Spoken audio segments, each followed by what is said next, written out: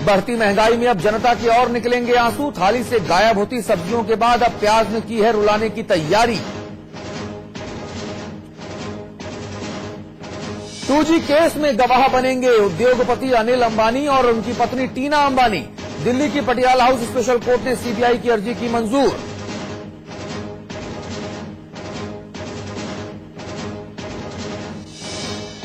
और शराब पीकर गाड़ी से कुचलने के मामले में बहस हुई पूरी। आरोप तय होने पर 24 जुलाई को होगा फैसला।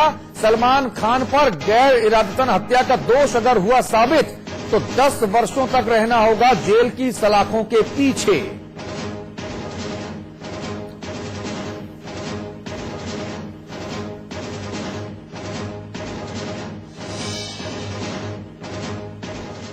गजब भयो रामा, जुलम भयो रामा। टीपू राज में हत्या के बाद हंगामा। आतंक का एक और काला कारनामा। समाजवाद या जंगलवाद। नमस्कार, आपके साथ मैं अतुल अग्रवाल हूं। प्रतापगढ़ के कुंडा में डीएसपी की हत्या से मचा हाहाकार अभी थम भी नहीं पाया था कि आजमगढ़ में आतंक मच गया। आजमगढ़ की धरती को लहू से लाल कर दिया गया। पूर्व विधायक को गोलियों से छलनी कर दिया गया। घर के बाहर ही ताबड़तोड़ गोलियां बरसाकर 3 लोगों का कत्ल कर दिया गया। सूबे की कानून व्यवस्था को लेकर अखिलेश यादव को उनके पिता मुलायम सिंह ने कई बार नसीहतें दी, लेकिन नसीहतों के बावजूद फजीहतें हो रही हैं। कानून की ऐसी छीछा लेदर, कानून का ऐसा चीरहरण, ऐसा अंधकार और ऐसा गुंडाराज उत्तर प्रदेश में कभी देखने को नहीं मिला था। सपाइयों की ये पारी अब ये कहने को मजबूर कर रही है कि उत्तर प्रदेश में समाजवाद है या जंगल राज है। इस मुद्दे पर बात करेंगे। अमिताभ अग्निहोत्री जी हमारे मैनेजिंग एडिटर हमारे साथ हैं। स्वामी प्रसाद मौर्य हमारे साथ हैं। आप मायावती जी के बेहद करीबी हैं, बसपा के राष्ट्रीय महासचिव हैं और नेता प्रतिपक्ष भी हैं। महत्वपूर्ण होगा आपसे गंभीर मुद्दे पर पूरी गंभीरता के साथ बातचीत करना। इसके अलावा कुछ और मेहमान भी हमारे साथ जुड़ेंगे। आप सभी से एक एक करके इस चर्चा 1 घंटे की विशेष चर्चा में बात करूंगा। सवाल बड़ा यही है कि उत्तर प्रदेश में यह समाजवाद का कौन सा घिनौना चेहरा है जहां चुन चुन कर गिन गिन कर अपने विरोधियों का सफाया किया जा रहा है। बलात्कार हो रहे हैं, अपहरण हो रहे हैं, भूमाफियाओं का जलवा फरोश है, पशु तस्कर मजे में हैं, जम के बंदर बांट हो रही है, आम जनता त्राही त्राही कर रही है। यह समाजवाद का कौन सा चेहरा है, यह हमको समझना होगा।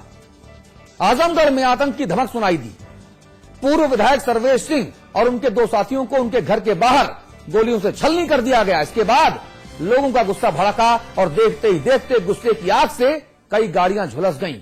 स्थिति काबू करने में पुलिस को फायरिंग भी करनी पड़ी, जिसमें एक की जान और गई, जबकि 10 से ज्यादा लोग घायल हो गए हैं।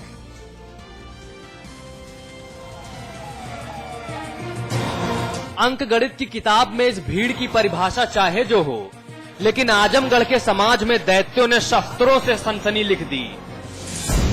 सरेआम पूर्व विधायक सर्वेश सिंह उर्फ सीपू, उनके एक साथी भरत राय और गनर को गोलियों से भून दिया।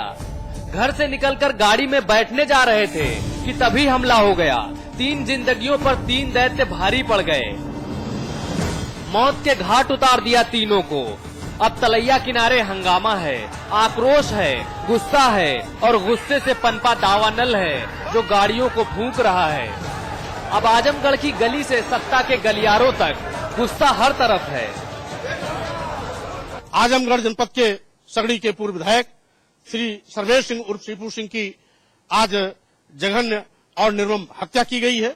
उनके साथ ही साथ 2 लोगों की हत्याएं और हुई हैं, यानी 3 हत्याएं एक साथ हुई हैं। इन गुंडे माफिया अपराधी तत्वों को उत्तर प्रदेश को लूटने का लाइसेंस दे रखा है, अराजकता फैलाने का लाइसेंस दे रखा है, और यही कारण है कि सरकार आज हाथ पे हाथ रख करके बैठी हुई है। सर्वेश सिंह 2007 में सगड़ी विधानसभा क्षेत्र से समाजवादी पार्टी से विधायक थे। इसके बाद पाला बदलकर बीएसपी में शामिल हो गए थे। फिर बीएसपी में शामिल होकर 2012 में सदर से बीएसपी के टिकट पर चुनाव लड़ा, लेकिन जिंदगी की तरह चुनाव का रण भी हार गए। वारदात के बाद एडीजी साहब का संदर्भ, प्रसंग, व्याख्या समेत सचित्र वर्णन सुनिए।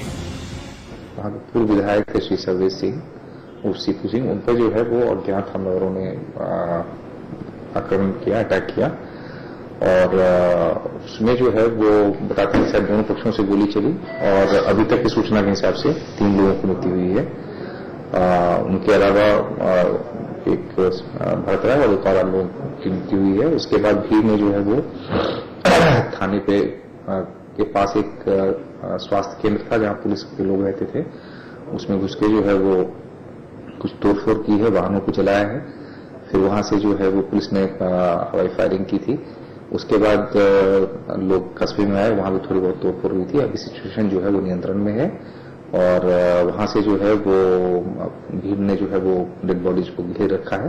अब पुलिस और प्रशासन ये तैयारी कर रहा है कि उनको कब्जे में लेकर उनका पंचायतनामा वगैरह कराया। पुलिस ने हवाई फायरिंग की है, अभी तक जो सूचना मिली उसके हिसाब से। क्या ये वारदात गैंग वॉर का हिस्सा है? आजमगढ़ में सरेआम हुई हत्या पर खबरों का बाजार भी गर्म है। सूत्रों की माने तो वारदात को पूर्वांचल के माफियाओं की गैंग वॉर से जोड़कर देखा जा रहा है। वारदात से बड़ा सवाल खड़ा हो रहा है, क्या यूपी में कानून राज नहीं है? क्या जंगल राज कायम हो गया है? प्रतापगढ़ के कुंडा कांड से सत्ता का सिंहासन हिल गया था, आजमगढ़ ने फिर चूरे हिला दी, लेकिन चरमराहट सुनने में सरताजों को वक्त लगता है। नेताजी भले ही दिल्ली की तैयारी में हो, लेकिन उत्तर प्रदेश का क्राइम ग्राफ लगातार बढ़ रहा है। अपराधी बेखौफ है, खाकी में खौफ है। पहले आम जनता और अब जनप्रतिनिधि भी सुरक्षित नहीं हैं। बहु बेटियां सड़कों पे जाने से कतरा रही हैं। ऐसे में कई सवाल खड़े होते हैं, क्या यही सपा का उत्तर प्रदेश है? कैमरामैन विशाल के साथ आलोक पांडे, लखनऊ, समाचार प्लस। जी, सपा का ये उत्तम प्रदेश भले ही हो सकता है, लेकिन ये हमारा, आपका, आम जनता का ये उत्तम प्रदेश नहीं है। ये दुष्कर्म प्रदेश है, ये दुर्दांत प्रदेश है, ये समाजवाद नहीं, जंगल राज है। और जिस हत्या को लेकर पूरे दिन आज आजमगढ़ सुलगता रहा, आखिर वो सर्वेश सिंह थे कौन? सर्वेश सिंह का राजनीतिक इतिहास क्या था? कहीं ऐसा तो नहीं कि सर्वेश सिंह उर्फ सीपू की हत्या के पीछे कोई राजनीतिक वजह हो?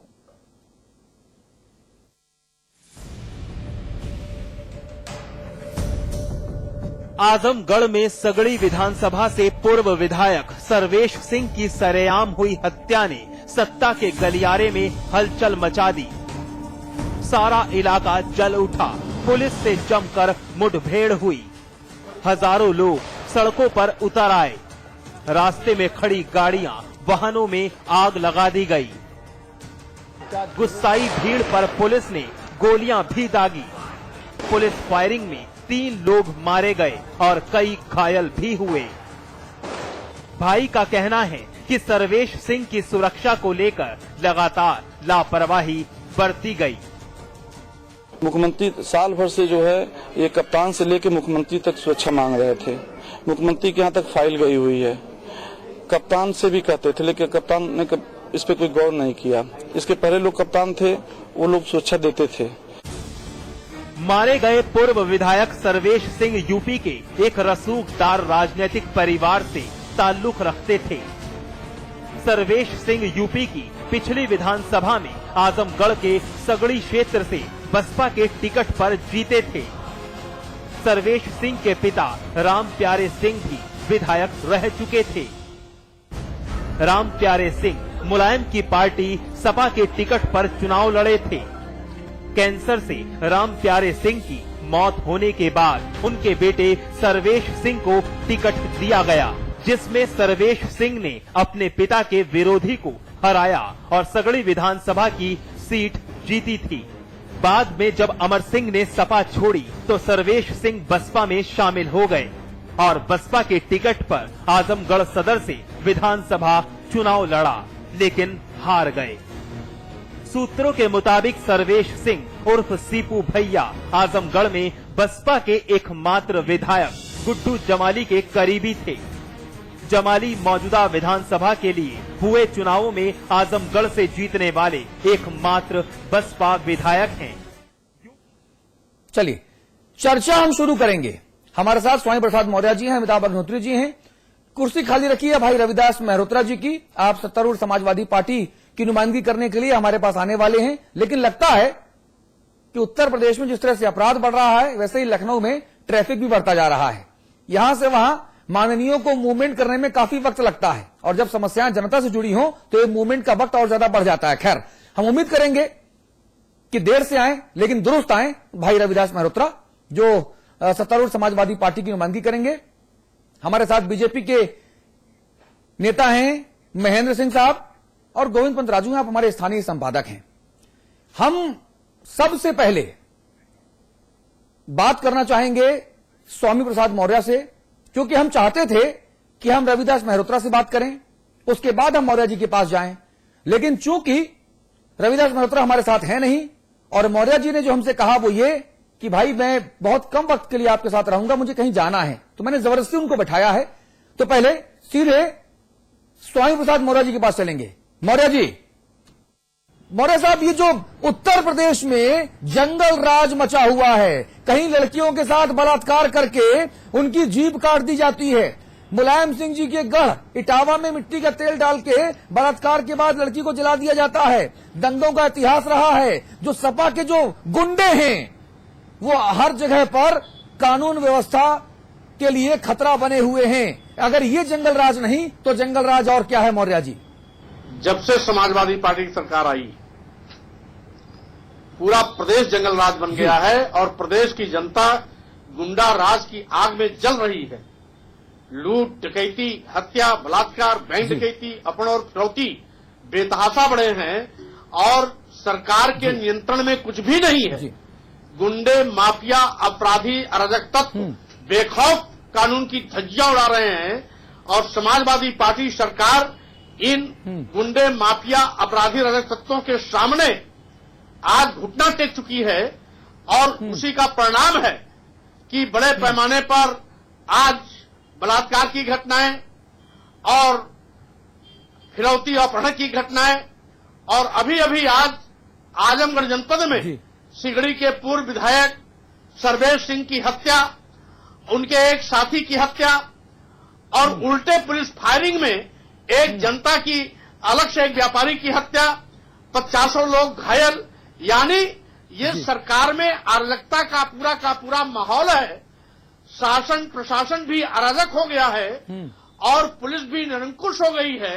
गुंडे, माफिया, अपराधी, अराजक तत्व भी आज सपा सरकार में वो बड़े पैमाने पर गुंडागर्दी और दहशत के माध्यम से खौफ का माहौल पैदा कर रहे हैं। और समाजवादी पार्टी सरकार इसको चुनौती लेने के बजाय ऐसा लगता है कि गुंडे, माफिया, अपराधी तत्वों को समाजवादी पार्टी सरकार ने प्रदेश को लूटने का लाइसेंस दे रखा है, अराजकता के लिए लाइसेंस दे रखा है। यही कारण है कि सरकार इस पर अंकुश लगाने के लिए कोई प्रभावी कार्रवाई नहीं कर रही है। माननीय मुख्यमंत्री के गृह जनपद इटावा में एक महिला के साथ बलात्कार और उसको जिंदा जला देना, जिसकी आज मौत हुई।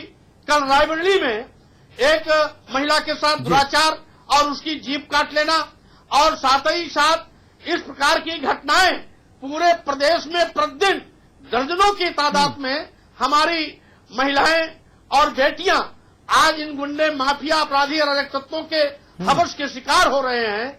लेकिन ये समाजवादी पार्टी सरकार गूंगी बहरी अंधी बनकर के केवल तमाशबीन की कतार में खड़ी है। कोई भी प्रभावी कार्रवाई करने में ये आगे नहीं आ रही है, पहल नहीं कर रही है। इसका मतलब है आज अरे मौर्य जी, जब मंत्रिमंडल में ही 47% दागी हैं, बलात्कारी हैं, भूमाफिया हैं, पशु तस्कर हैं, लुटेरे हैं, 302 के मुलजिम हैं, तो आप समाज में स्वस्थ प्रशासन की उम्मीद कैसे कर सकते हैं? कि जिस सरकार में गुंडे, माफिया, अपराधी, अराजक तत्व और जिले के कुख्यात हिस्ट्री सीट अपराधी मंत्री रहेंगे, वो कानून व्यवस्था का राज नहीं स्थापित कर सकते हैं। उनके रहते गुंडा राज बढ़ेगा ही बढ़ेगा। इसलिए आज प्रदेश में जो गुंडा राज है उसके लिए बहुत कुछ जिम्मेदार जी। समाजवादी पार्टी की सरकार खुद है और यही कारण है कि चूंकि समाजवादी पार्टी सरकार के